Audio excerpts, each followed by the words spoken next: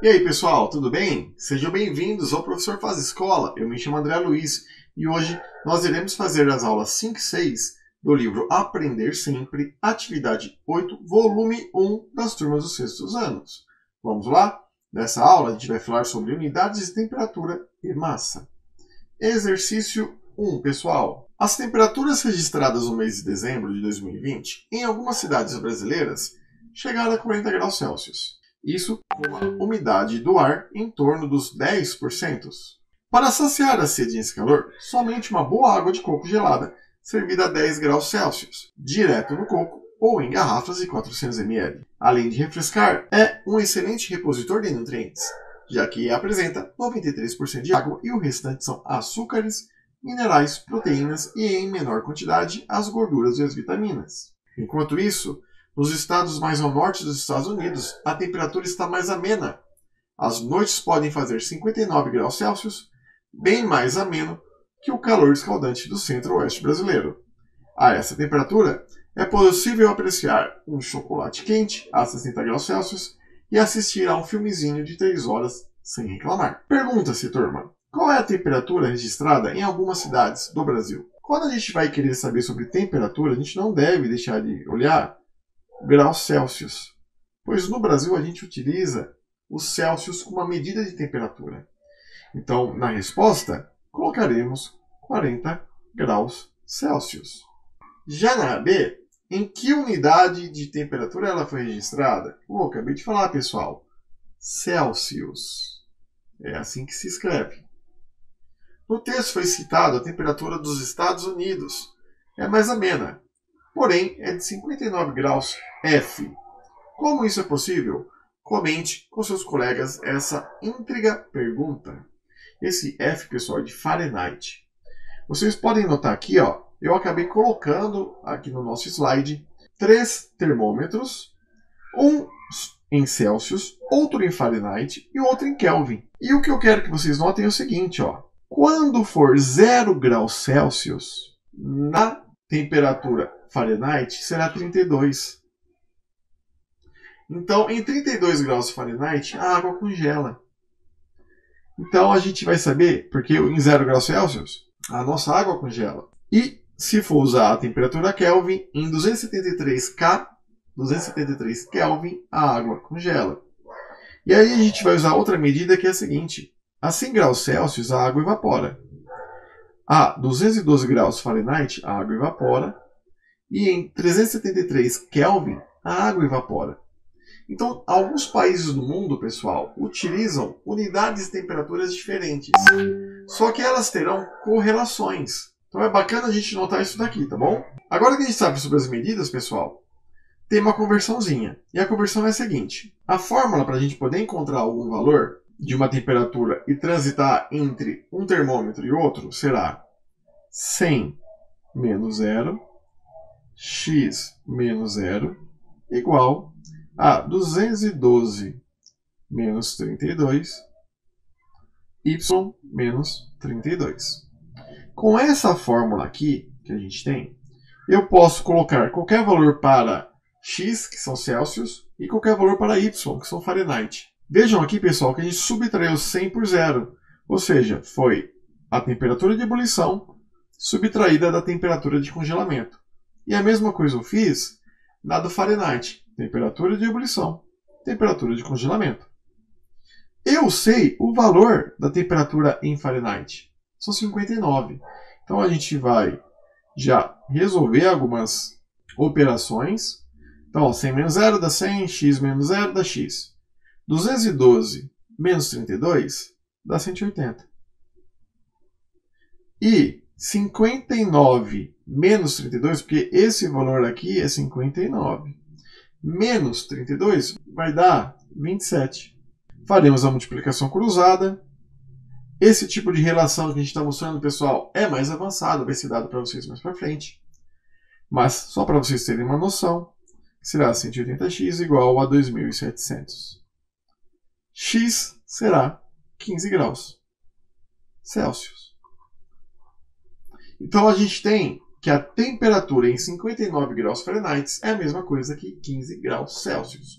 Mas não se preocupem não, tá, turma, com essa forma que a gente acabou de fazer, porque perceba, a gente acabou de utilizar uma fórmula geral, que é da física, e nós utilizamos a regra de 3, que a gente tem presente na matemática. Exercício 2. O ponto de fusão é a temperatura que as substâncias passam do estado sólido para o estado líquido. Em uma metalúrgica, homens derretem ouro e outros metais. Carlos usa sua aliança de ouro e trabalha a uma temperatura ambiente de 65 graus Celsius.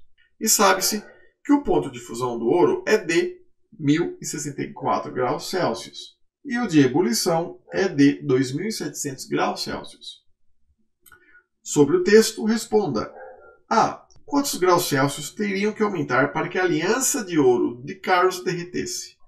Bom, pessoal, a gente sabe que a fusão se dá em 1064 graus, que é o estado sólido para o estado líquido, graus Celsius.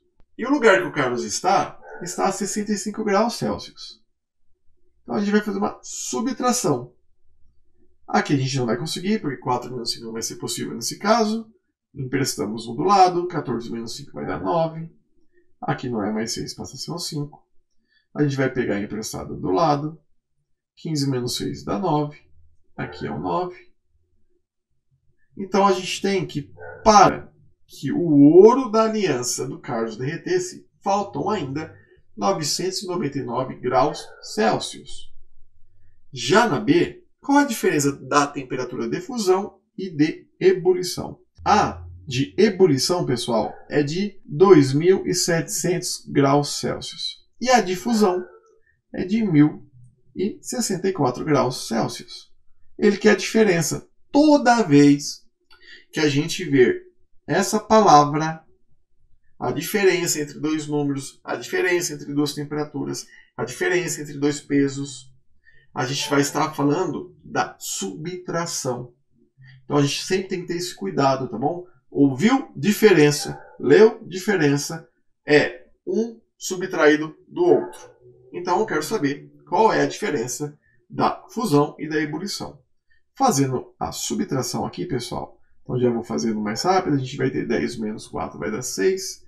Aqui é um 9, 3, 9zinho. Aqui não é mais 7, passa a ser um 6. E 2 menos 1 é 1.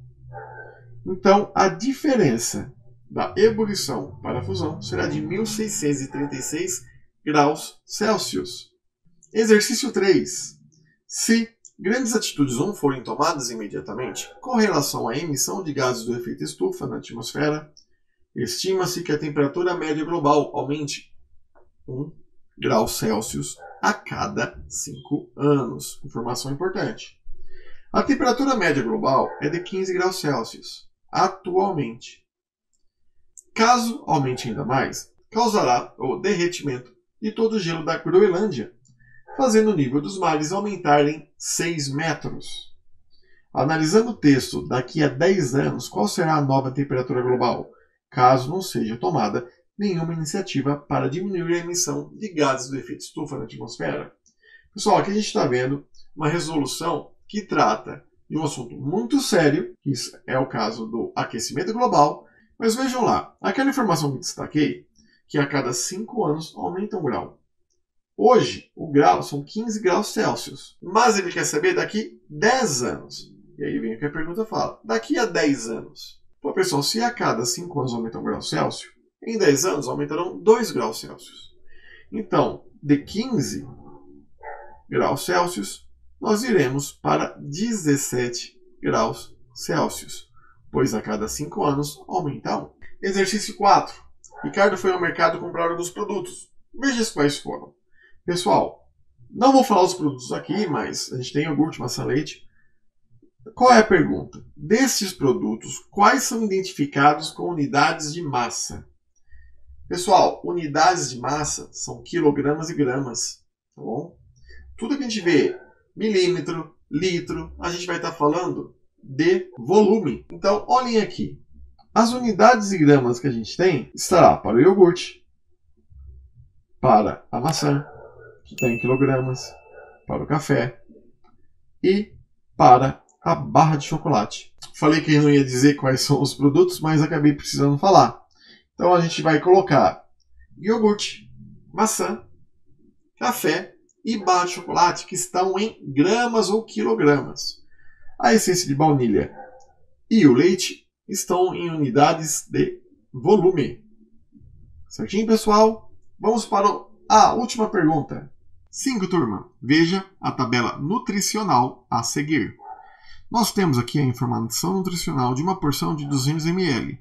O produto, eu não sei qual é, mas dentro dessas informações nós temos o valor energético, os carboidratos, proteínas, gorduras totais, gorduras saturadas, gorduras trans e fibras alimentares. E o sódio. Aí na A, estão perguntando para a gente, sobre a tabela anterior, escreva as unidades de medida de massa que apareceram. Unidades de massa, pessoal, serão as gramas e a miligrama. Então, na resposta, a gente terá gramas e miligrama.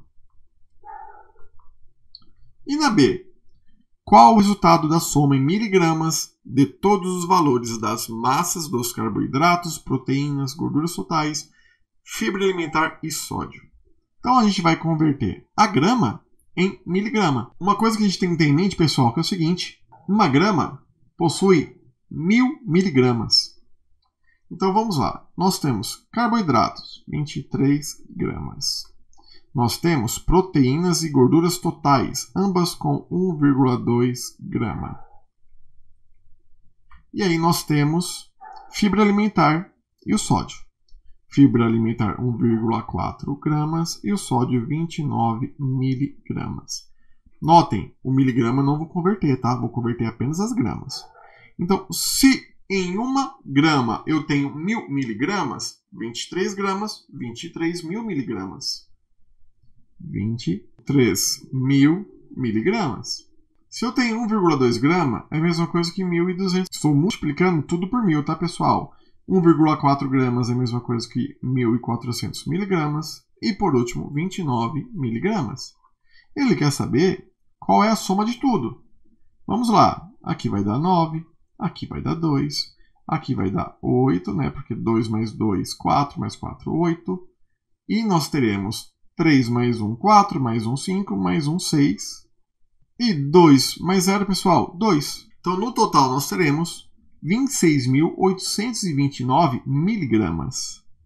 Parece algo absurdo, né, turma? Mas, na verdade, ó, é 26,829 gramas. Quando a gente começa a tratar com medidas, então a gente vai ter várias formas de dizer. A gente pode chamar miligramas, gramas, quilos. Então, à medida que a gente vai convertendo a nossa grandeza, altera-se também o valor numérico, mas isso não significa que esse valor da miligrama seja maior que o valor da grama, tá bom? E é isso aí, turma. Obrigado por assistirem mais essa aula. Espero que vocês tenham gostado. Curtam e compartilhem o canal. E até a próxima. Tchau, tchau!